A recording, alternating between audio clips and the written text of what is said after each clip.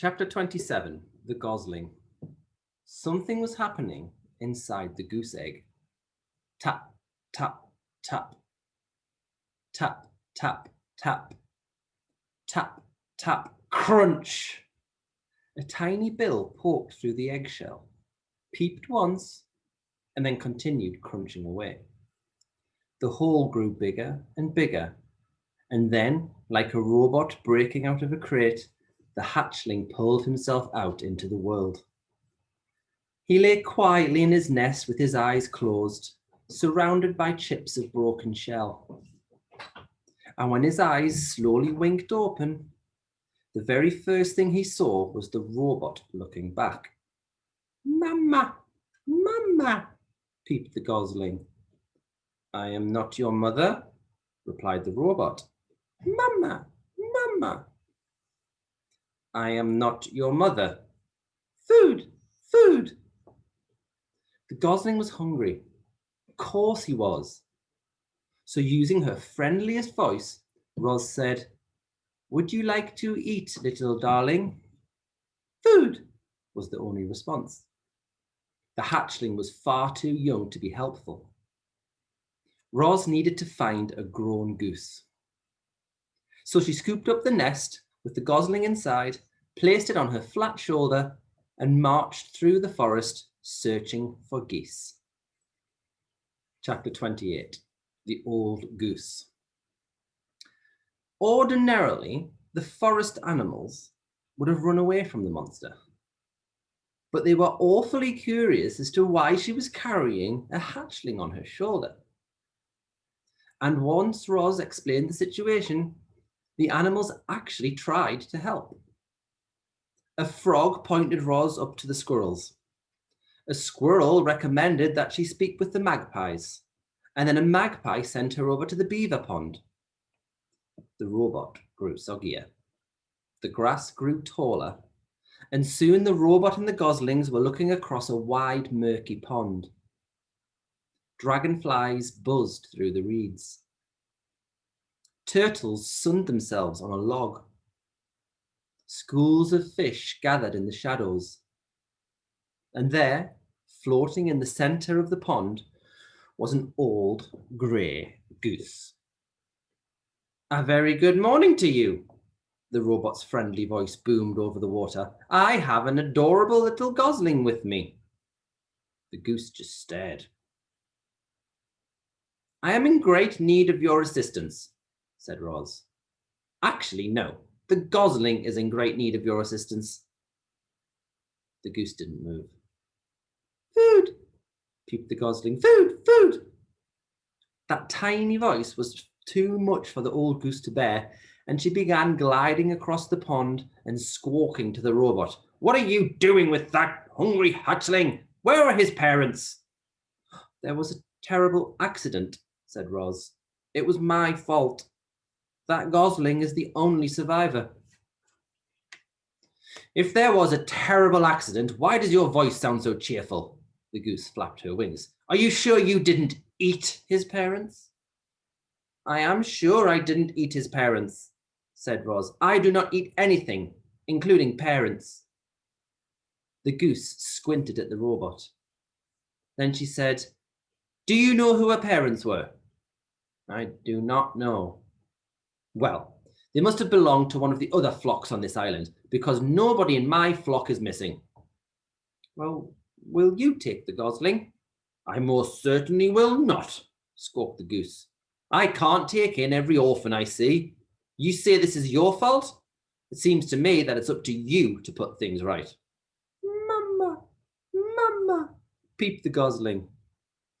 "I have tried to tell him I am not his mother, but he does not understand." "Well, you're going to have to act like his mother if you want him to survive." There was that word again. Act. Very slowly, the robot was learning to act friendly. Maybe she could learn to act motherly as well. "You do want him to survive, don't you?" said the goose. "Yes, I want him to survive, but I do not know how to act like a mother." "Oh, it's nothing. You just have to provide the gosling with food and water and shelter, Make him feel loved, but don't pamper him too much. Keep him away from danger and make sure he learns to walk and talk and swim and fly and get along with others and look after himself. And that's really all there is to motherhood. The robot just stared. Mama, food, said the gosling. Now, said the goose, this would be probably a good time to feed your son.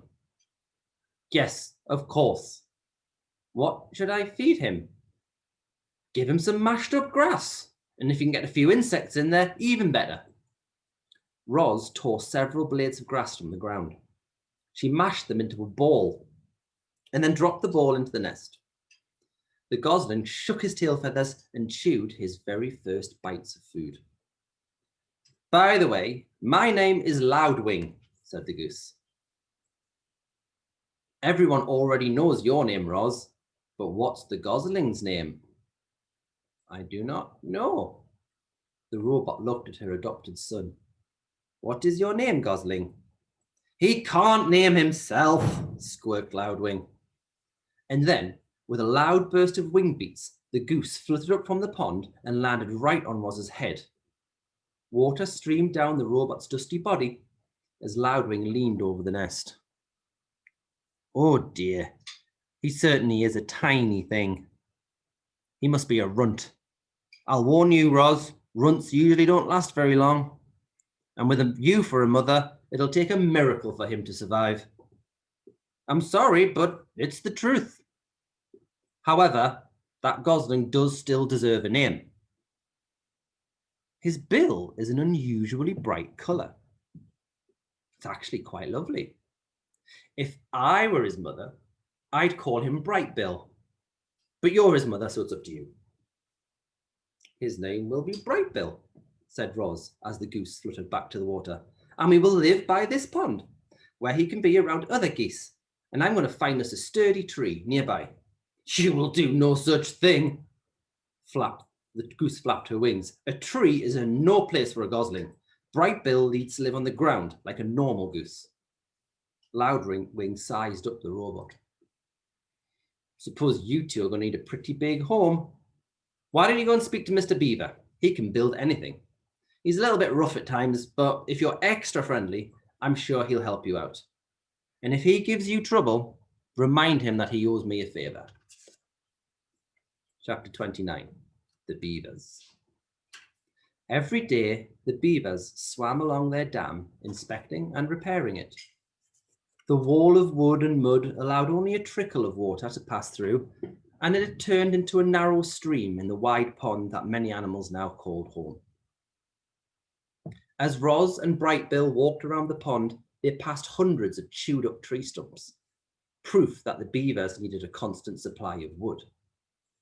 And this gave Roz an idea. The robot swung her flattened hand. The sounds of chopping wood echoed across the water. They were soon replaced by the sounds of footsteps and shaking leaves as the robot walked carefully along the beaver dam with a gosling on her shoulder and a freshly cut tree in her hands. The beavers floated beside their lodge and stared at the bizarre sight with open mouths until Mr. Beaver slapped his tail on the water, which meant stop right there. The robot stopped. Hello, beavers. My name is Roz, and this is Bright Bill. Please don't be frightened. I am not dangerous. She held out the tree. I have brought you a gift. I thought perhaps you could use this in your beautiful dam. No thanks. I have a strict policy never to accept gifts from monsters. Don't be ridiculous, said Mrs. Beaver. We can't let a perfectly good tree go to waste. I'm afraid I must insist. Mrs. Beaver turned to her husband. Do you remember when you told me to tell you when you were being rude and stubborn? Then she turned to Roz. Thank you, monster. If you'd be so kind as to drop that tree in the water, we'll take it from there. I am not a monster. Roz tossed the tree like it was a twig. I am a robot. The tree smacked against the water and sent the beavers bobbing up and down. Just then, Brightbill started peeping. Mama, hungry! So Roz dropped a ball of grass into the nest.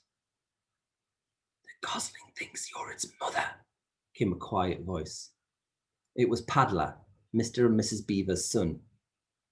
His real mother is dead, so I have adopted him. There was a brief silence. Then Paddler looked up at Roz and said, You are a very good mother, very good robot to take care of Brightbill. Mr. Beaver sighed. Yes, very good of you, Roz. But I don't understand what any of this has got to do with us. My son and I need a home, and Loudwing said you would help us build one. Of course he did. Loudwing gets me out of one lousy jam, and I spend the rest of my days doing her favours. Mrs. Beaver glared at her husband again. Sorry, he said, realising he was being stubborn and rude again. Stay right there, Roz. We need to have a family meeting. The three beavers slipped under the water, and a moment later, their muffled voices could be heard inside the lodge. The robot stood on the dam and patiently waited for their son. Mama, Mama. Yes, Brightbill, I am trying to be a good mother. There was a ripple, and Mr. Beaver's head appeared above the water. If you bring us 4 more trees, now good, healthy ones, maybe, just maybe, we'll have time to help you in the Goslin. That's wonderful, said the robot. We'll be right back.